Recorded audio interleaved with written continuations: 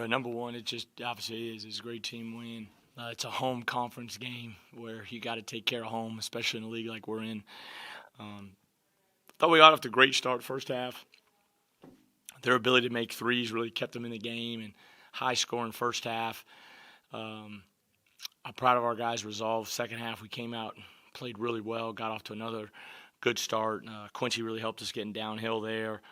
And then we were able to kind of keep that lead in the second half. We did a better job defending the three. Second half, they made 3 out of 14, which was huge for us. And that was really the biggest difference and allowed us to get a lot of separation. But, be a good basketball team tonight that's, have a lot of success in our league and got to regroup. We've been going for a long time, really since we got back on the 26th. We've been in two-a-days every day. So we're going to be off tomorrow, just do one team activity for like a luncheon together, and then we'll get back going Thursday, Friday, and we've got a great opportunity over at Evansville against a team that's playing really well. You guys haven't been able to string together wins all season, I guess consecutive wins. How good does this feel to really kind of maybe shift the momentum in the right direction of maybe teaching this team how to win? Yeah, we're just focusing on today, man. I think that's our mentality, just block out everything else. And man, I'm excited to get on the practice floor Thursday with them and really, really compete. And, we've mixed up the teams in practice, and I'm just worried about competing the right way and just trying to figure out ways that we can get this team better on both ends, more efficient on offense and a little tougher on defense. Today's it's not one game, it's two. It's just we won today. It's 1-0, and now, man, it's nothing's fixed. We're trying to get somewhere come February, and we still got a long journey towards that. But great win, especially because it was at home. You got to take care of home. You mentioned the starts in the first half and the second half. That's something you guys have struggled to do this year. Just as far as consistency and really getting a complete team effort, this felt like one of the more marquee wins you guys have had this year. Well, they're a very, very well-disciplined defensive team. I mean, they're one of the top defensive teams in the country. You got to be efficient. You can't let bad offense hurt your defense against them. And we didn't do that. And I thought second half we buckled in, held them to 30 points, which was huge, defended a three-point line. We rebounded. We talked. So we're getting better with our communication, getting better with our toughness level. And then guys are, playing well. Your best players got to play well. When you look at, we got Alden. He gives us a spark. Jacoby had 17, Rob 14, Brian 20. That's what we need.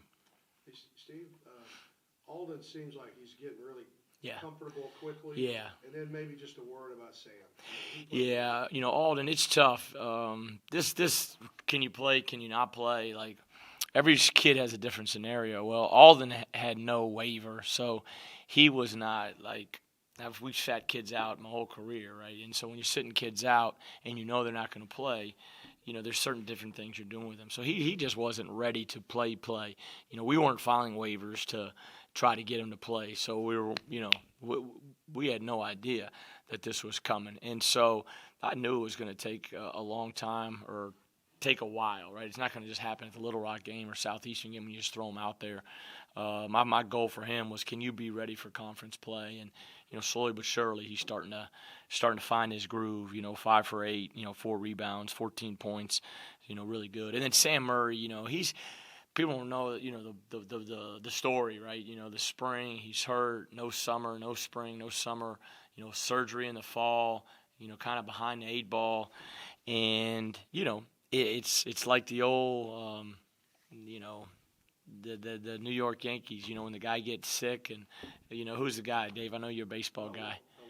The Wally Pitt, right? So then, Malik's out and he's hurt and Sam steps in and, we give out an award after wins to the guys that just resembles, what we want. And, Sam's been resilient, but since he's gotten back from the holidays, his practice has been very good. His energy's been very good. His activity's been very good. And, I was really proud of him tonight. He made free throws, too. And, 8 rebounds. He did some really, really good things for us. So happy for him. Yeah. I asked Brian about that conversation you guys had about him coming off the bench.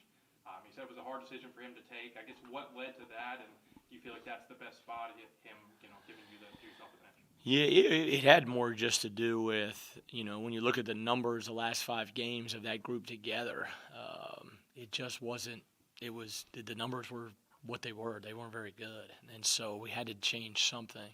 And so what I was looking at is who can give us the best leadership and best scoring punch, off the bench that can change the game. And so, you look at Brian and I, he played 28 minutes. That's kind of where these guys play in that 28 to 30-minute window. And you can see he led us in shot attempts. So, it's who's finishing, and that's what I talked to him about. But I did really appreciate I thought he was very mature in the way he handled it. I'm sure, he probably wasn't happy with it. I respect that, but he handled it like a professional, handled it like a pro, and he's responded like a pro. And tonight was a really good game where it's all right, Brian. We need you we need to get you in space and get you downhill, and he responded. It seems like in your best games this season, it's come when Jacoby is playing at his best. Obviously, another 2 straight great games from him. You talked about his aggressiveness last game, and he was on display again tonight, particularly in the second half. Yeah. Who wins without good point guard play and good quarterbacks and good pitching? That's sports, right? You need good pitching, you need good point guard play, you need good quarterback. And hockey, I don't know enough about hockey to tell you what you need in hockey. In the spirit of 2024, I don't know if you're a resolution guy or not, but what was, I guess, if you had a resolution or maybe your goals for your team to start 2024? How do I capture their hearts?